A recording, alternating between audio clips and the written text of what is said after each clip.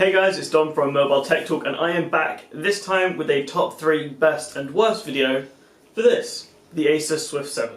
Starting off with my top 3 best features is the design. This is a very slim, very sleek, very classy looking laptop, and again I'll put B-roll in here, but this thing is, it's just gorgeous. You can see, it's really hard to describe how thin and slender this is. There you go, that's the angle. It's absolutely insane.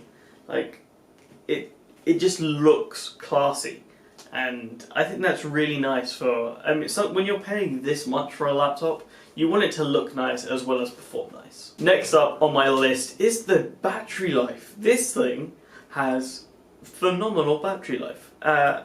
So there are multiple reasons for this. One is it's got a relatively low power display.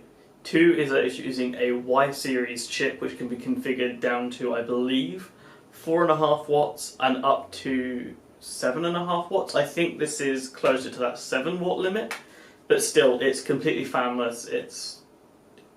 Yeah. But it's also just so impressive, once again, because of how slim this is.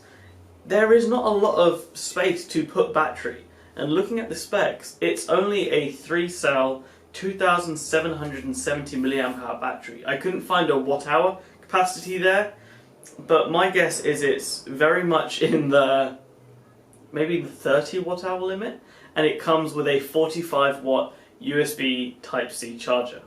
And lastly, for top 3 best features is the display, specifically the bezels around them, or lack thereof. I love this. It's silly, but it just makes the laptop feel so much more immersive. Just look at it. Once again, I'll put B-roll up, but it's really hard to not gush over the quality, and this screen is just... Now, sadly, we have to move on to the top 3 worst things about this laptop. And all of them come from the fact that it is so damn slim. 9.96mm is very thin, and you have to make trade-offs to get there. The first one is that processor. The Core i7-8500Y is not powerful. It's very easily to get bogged down. It's a 2-core, 4-thread processor. I'll put the specs on the screen here. But unless you're doing very light, very bursty workloads, it is very easy to bog down the chip in the Swift 7.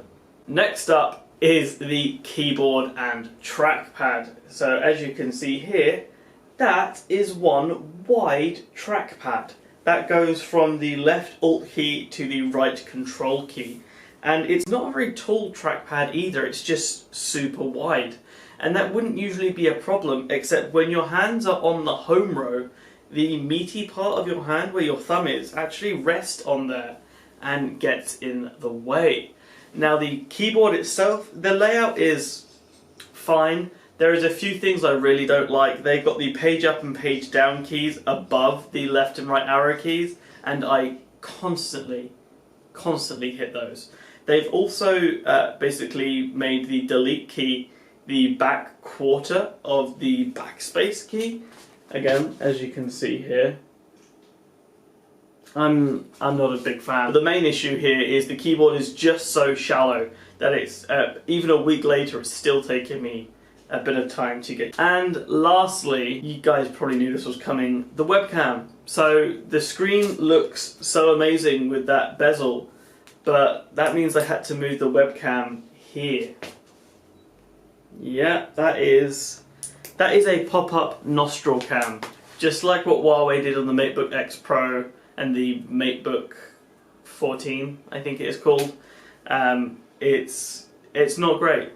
It's a really crappy webcam.